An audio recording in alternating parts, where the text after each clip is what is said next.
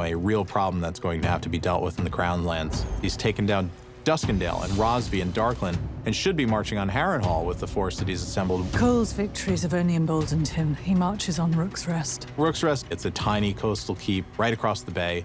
Rhaenyra seizes upon that. There are those who have mistaken my caution for weakness. Let that be their undoing. And plays right into Cole's hand.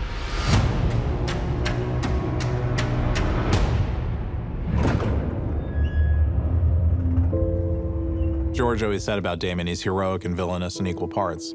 And that's what makes him fascinating as a character. Part of Daemon's story to Harrenhal this season is having to face and atone for the sins of his past.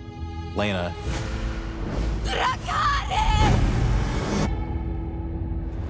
Aemond, who he probably had a hand a bit in his creation,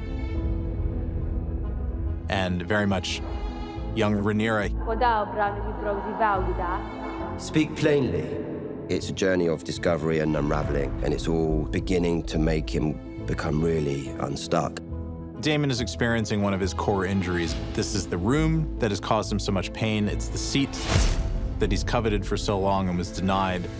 And then the little girl who stole it from him. Before he knows it, he exacts vengeance. It's the blood of the dragon. They're connected in such a deep way. And the idea that he could harm her is, you know, really alien. He's still very closed to these intrusive visions, but they start to break down the very carefully constructed walls that he's put up around himself. Touch late to be stalking about a strange castle. Alys Rivers is written about quite a bit in the book. She's described as a kind of woods witch that lives at Harrenhal, has possibly been there for hundreds of years. You don't really know immediately whether she is what she says she is. You are a strange kind of woman.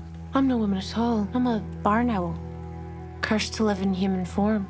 She's not afraid of him, and I think that he recognizes that, and that's unusual for him.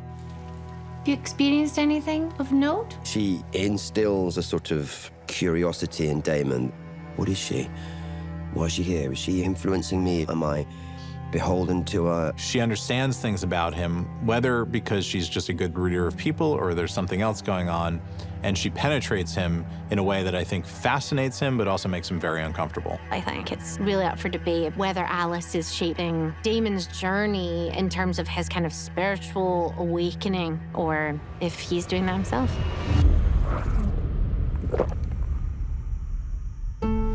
So Kristen is marching on Rook's Rest.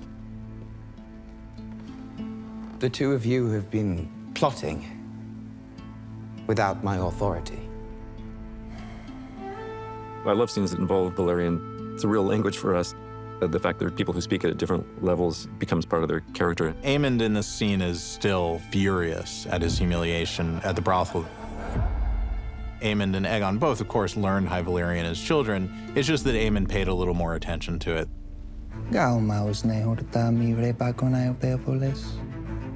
That scene is a public execution, in a way. Only him and Aegon can understand it's a public shaming. He's aware that everyone else is feeling certain resentment towards him, but then when Aemond does it, that really breaks a bit of his heart off.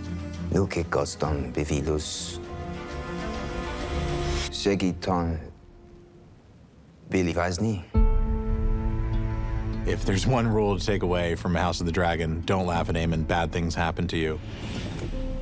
They don't care what I think. Alicent's just come off of this near assassination attempt with her head spinning, wondering whether she misinterpreted what Viserys' final words were. And then she comes back home and sees Aegon just, stomping around and ranting like a petulant teenager. My counsel, Cole, Aemond, they pursue their campaign without seeking my aid or even my thoughts. Contrary to many people's beliefs, Aegon is a very sensitive individual. He wants his mum's love. He wants his mum's validation. He wants her to believe in him. Alicent can coat her words in honey a little bit more to Aegon if she chooses, but the tension is bubbling. Do you think simply wearing the crown imbues you with wisdom? She's lost a bit of the composure that you're used to seeing in Alicent, and she simply tells him, You know, you need to do what's needed of you, which is Nothing. And it's the most devastating, most demeaning, belittling thing that she could have said to her son in that moment. It's the first time we see Alicent point blank tell him everything that he can't hear, especially the way how fragile he is at that time too, and how he's just becoming more and more naked and more alone. And that's one of the final straws for him, I think, before he fully spirals.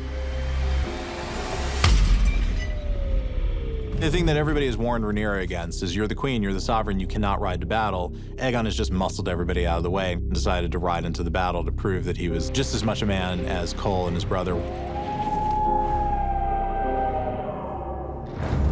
Cole has arrived with his forces. He's facing a tiny keep that can't hope to win. Rook's Rest is really not a significant strategic advantage. Why would Cole take that risk? He never intends or cares about the keep. He's there to draw out a dragon. You must send me, Your Grace. I will meet Cole. Rhaenys chooses to step in, having said for the whole season, we mustn't use dragons, anything but using dragons. If it has to be done, if this action has to be taken, then it's better that she does it than anybody else. Ultimately, she is expendable, where Rhaenyra is not. What should be a small campaign to take a small keep turns into a kind of watershed moment. Dragon! The first act of full-on dragon conflict. All bets are off, all order is gone. Whatever you thought was important on the battlefield doesn't matter at all. It's basically just a collateral damage site because the real battle is going on over your heads.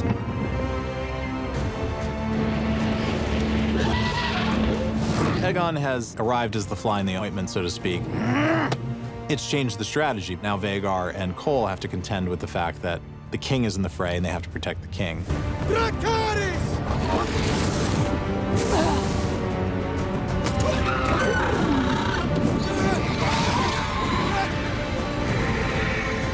the gods! The question it raises, did he seize an opportunity where he could take two players off the board? Or was Aegon just collateral? When he's plummeting to the earth after being hit by a ball of fire, all of his fears of Aemon's betrayal come true. Your Grace! Of all the people affected by this, Cole is the one who's most slammed by it because it was his plan. Cole has been in battle before. He's seen people die. He's seen people crushed beneath horses. And so Cole had to be particularly touched by the distinct and specific nature of dragon war and how insignificant it made soldiers like him on the battlefield.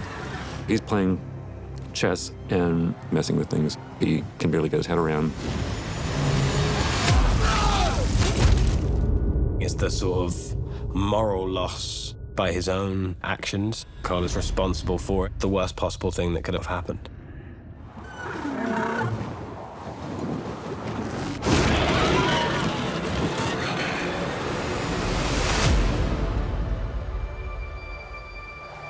I think it's a Pyrrhic victory for both sides. We lose Rhaenys, one of Rhaenyra's most trusted counselors.